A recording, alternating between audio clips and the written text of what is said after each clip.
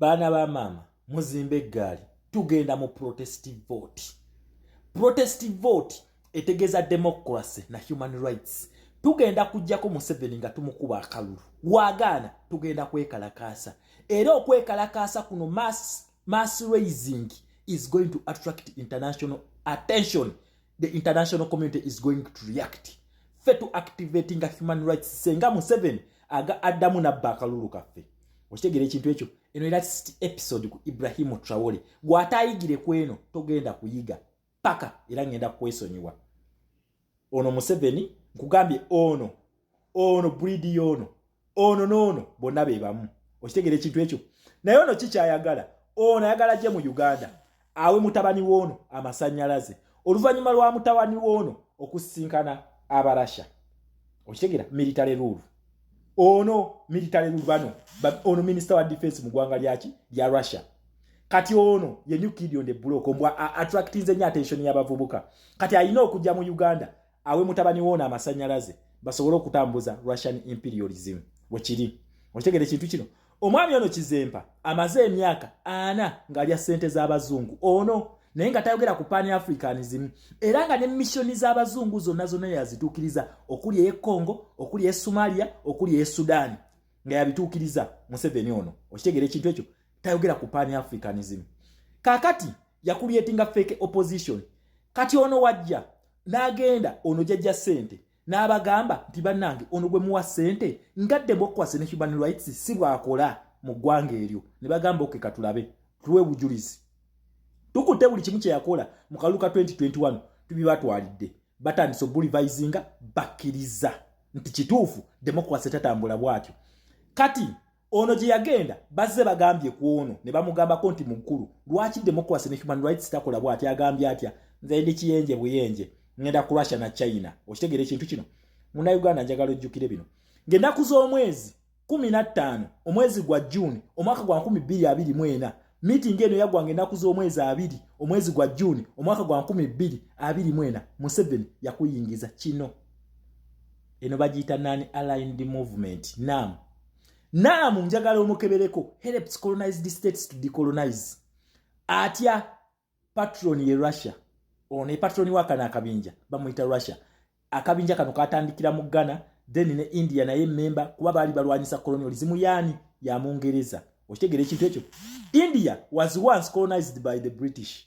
Okitegera kati Museveni ayingira Museveni ye chairman wakana akabinja paka ng'ennaku z'omwezi paka mu 2027 olwo abazaawo gap ya 2026 olwokubanga Abangereza bamugambyeko n'Abamerika lwaki democracy ne human rights takola kitagobererwa.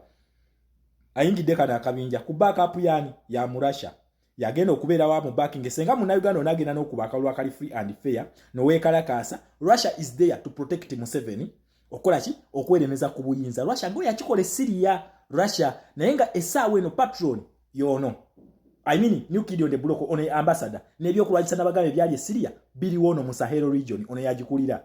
Okitegera oye Russia for you ono New Kid on the Block alwanyisa imperialism nonsense. Oba babigamba ani bana balowooza nti fe tuli basiru naamu akabinja kano kajja mu Uganda era mwe kye mwakola ki kubanga tukkiriza mu democracy ne human rights tukkiriza mu bwannakyemalira twasimba ebitooke. Okitegera ekintu kino ng'ennaku z'omwezi 21 omwezi gwa June omwaka gwa 2024 Museveni yatuyingiza akabinja ka G77+1 G77+1 akabinja k'Abachina.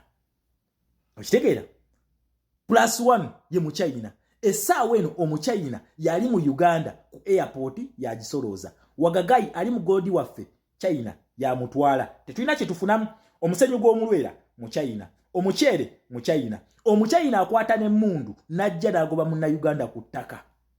Okitegera ono yaliwo okubatembeeta ku lukalalo lw'omuddugavu ono Ibrahim Traore yaliwo batembeeta ku lukalalo lw'omuddugavu then gwe bakugamba munna Uganda nti His Excellency Kyagulanyi akuletera colonialism. Okitegera ekintu kino era Ibrahim Traore yaliwo ye Pan Africanist Thomas Sankara nonsense. Okitegera ekintu ekyo so munna Uganda democracy kigwo weetaaga Uganda egenda okufaanana Libya oba ogenda kwetaaga Uganda egenda okufaanana South Africa n'okusinga okubanga South Africa tugisinga obugagga naye tebutugasa. Lwaki? Munnange ffe making yaffe yali nkyamu kubanga katulina ba Museveni bo bali bayinayo Mandela n'atereza fe Muteesa waffe baamutta okitegera ekintu ekyo kakati tugende empola tubagamba stop funding the dictator mu America tubagamba stop funding the dictator ne His Excellency Kyagulanyi Museveni ng'ennaku z'omwezi lumu January omwaka gwa 2025 yakuyingiza BRICS. Eno BRICS is an economic bloc. World Bank ngega isigenda kuddamu kuwola Museveni sente. IMF ngeganya okumuwola sente paka nga democracy ne human rights zi respected.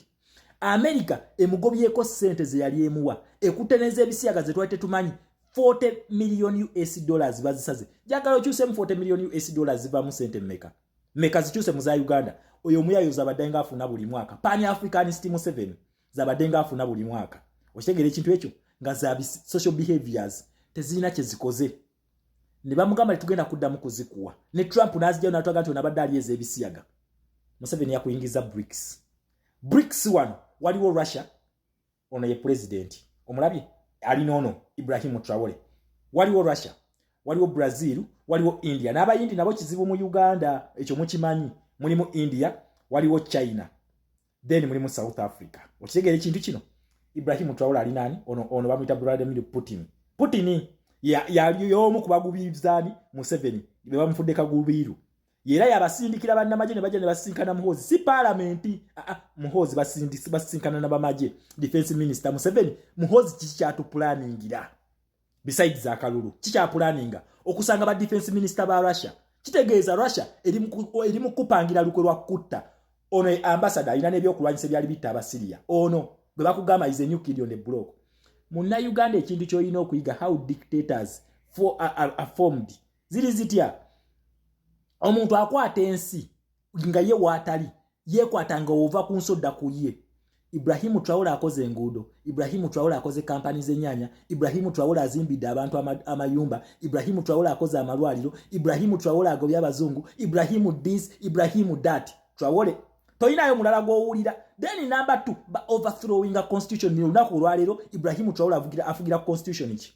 Nga His Excellency Kyagulanyi akugamba nti olujja ku ntebe tusooka kutereeza constitution era tugisibe nga teri muntu n'omu agenda kuddamu kugizanyiramu. Ibrahim Traore afugira mu constitution ki. Teri parliament tajirina, talina ba minister tabalina, buli kimu Ibrahim Traore. Not even bodyguard we tebamwogerako Ibrahim Traore. Ukitegera ekintu ekyo. So bana Uganda tuddemu ku magezi fenga abalabufu tuddemu ku magezi. Ukitegera ekintu ekyo. Never be excited because of petty things. No eba relationship abakazi ekyo mukimanyi. Omusajja watandikirawo kuweera obulabo olina kwesika munoga onambaza kaki. Ukitegera ekintu ekyo. So Ibrahim Traore wammwe for you abatamutegeera. Okitegera ekintu ekyo. Kati muna Uganda kyoyina okumanya ekintu kimu, twagala democracy.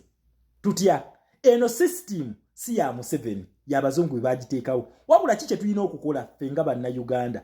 Tulina okulwanira mweno system already eriwo. Tabenga twejjako ekizibu kyaffe ekyanna kyemalira gwe bayita Yoweri Tibuhaburwa Museveni. Okitegera ekintu ekyo. We tunaamala okukozesa eno system yennyini ffe tuddemu tuli building bupya. We tuba twagala okulwanyisa abazungu. Tulina okakasa nti economy yaffe nnungi. Leero munna Uganda oli double Z z'okolawo z'olya Museveni awo wakutadde. Ogambe ogenda kulwanyisa abazungu. Museveni baafunamu ssente. Okitegera ekintu ekyo. Museveni abakugobako yakwataganye nabo era mu statement ye yagambye atya. Soma wano akugamba kati abazungu bakomyewo ffe tubaweero kaminze. Naye nga atakugamba babi kati weero kaminga oti omuntu omubi. Twala nti ono Museveni atuzanyirako ng'abasiru ffe. Museveni abakomezaawo yabaaniriza atakugamba babi. Okitegera ekintu ekyo. Tuddemu tubeere n'amagezi. Sinoko China wakati nga kampani zonna zigambye amafuta katugaleke. Bannayuganda basooke beetereze. Era omusango bagenda gusala 227. China ne Sinoko yaayo yeriwo okufandinga amafuta ga Uganda. Wadde abantu bali mu concentration camp. Era n'ebyobugaga bya Uganda ebitwala China. Okitegera ekintu ekyo. Ambassador Ibrahim Traore ono era ajja mu Uganda kulaga nti munnamaje asobola okukulaakulanya ensi. Naye ffe tumugamba buladi tolinnyayo. Ojja kukubwa amayinja. Okitegera ekintu ekyo. Ate nze kinsanyusa ku bano baddayi hadi ba Ibrahim Traore bakoma kuleekaanira ku TikTok. Naye ate ffe tuzitokosa. We are people of actions. Tumulumba ne tumugamba baaba akamanyiiro ko kakomye wammwe. Nze simuyinaako buzibu. Kafo as long as asigaliza akamanyiiro kakasigaza mu Burkina Faso ne kabeera eyo. Uganda is not a capital city of Burkina Faso. No. Uganda is another state eyagala okwenunula okuva mu bwannakyemalira ye lwaki swage yaffe agirinyira tagiraba mu makulu